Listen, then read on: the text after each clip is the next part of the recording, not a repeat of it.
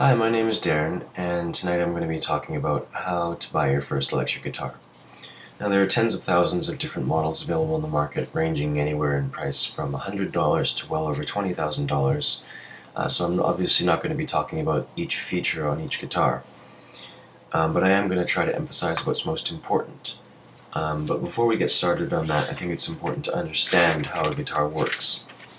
So here's your average electric guitar. It has 6 strings slapped onto a couple pieces of wood, and each string is generally tuned with a different amount of tension, and these different tensions allow the strings to resonate at different fundamental frequencies. The top part of the guitar is slim, and it's called the neck, and it has small metal bumps on it called frets.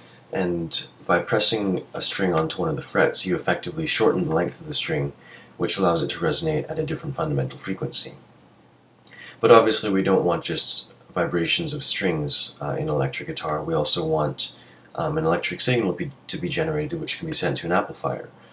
And the way we do this is through something called a pickup, which are located in the lower half of the guitar called the body. Now the pickup is essentially just a magnet with a coil of some conducting wire wrapped around it. And the way it works is you pluck the string, and because electric guitar strings are made of ferromagnetic material such as steel and nickel, they generate their own magnetic field, and when they vibrate, they disturb the magnetic field of the magnet in the pickup. And by disturbing this magnetic field, you actually induce an electromotive force in the coil that surrounds it.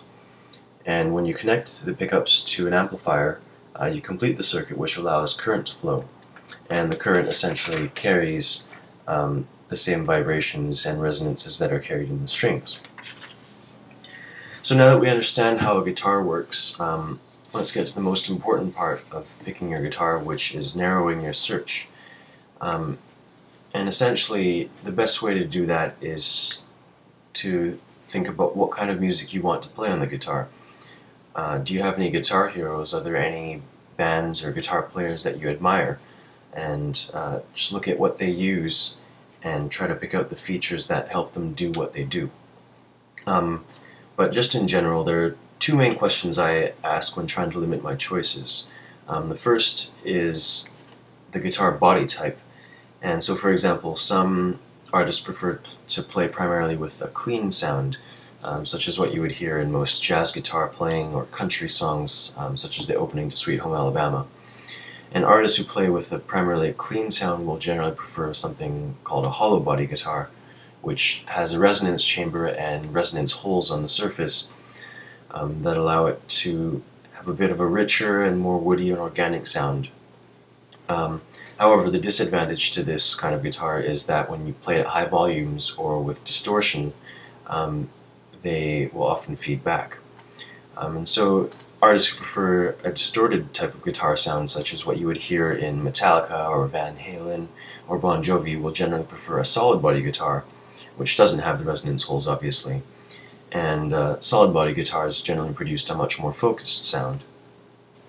The second question I ask is, what kind of pickup do you want to use?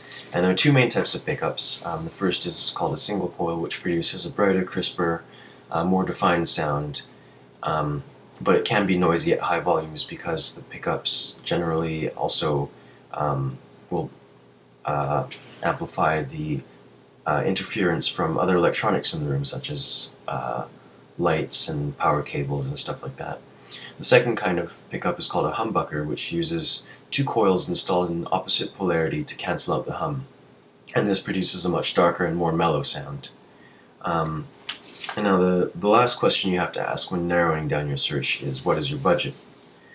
And obviously that will help you narrow down your search quite a bit. So now you have a list of guitars you might be interested in, and you have to find the one. And the key to this, in my opinion, is finding the components that affect the playability most. Because you want a guitar that you're going to have fun playing and it's going to be comfortable for you to play and will be easy to practice with. So the most important thing I look at when you're looking at playability is intonation. You want things to stay in tune, and that means that your strings can't be slipping. So starting from the top of the guitar going down, things that affect your intonation are, at the very top, your tuners, which hold the strings in place at the top. Next, the nut, which elevate your strings over top of the fingerboard. Third, the frets, and they have to be placed absolutely correctly in order for your notes to come out in tune. And finally, at the bottom, you have the bridge, which holds the strings in place at the bottom, obviously.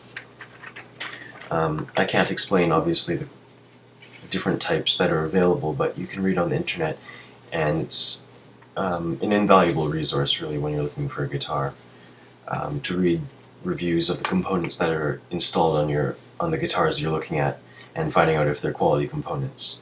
The last thing you want to consider when you're looking at a guitar is probably the most intuitive, and that's comfort. So think about the neck, the shape of the neck, the weight, how it feels in your hands, really. And the best way to judge what will feel best in your hands is to play a little bit, and you'll very quickly figure out what feels good and what doesn't feel good. So the final step is you've probably picked out a guitar now that feels great in your hands and has a lot of components you think are good. And the best way to check if this is the one is to get someone experienced to play it. So someone you trust and who's not going to be biased. Get him to play it, and he or she should be able to tell you if it's got good construction quality, if it's in tune, if your ears can't quite hear that yet, and if the finish is generally good. And yeah, so the bottom line is just do your homework, find out what you want in your guitar, read up on it, and ask experts what their opinions of the things you like are, and you should be able to get a good buy.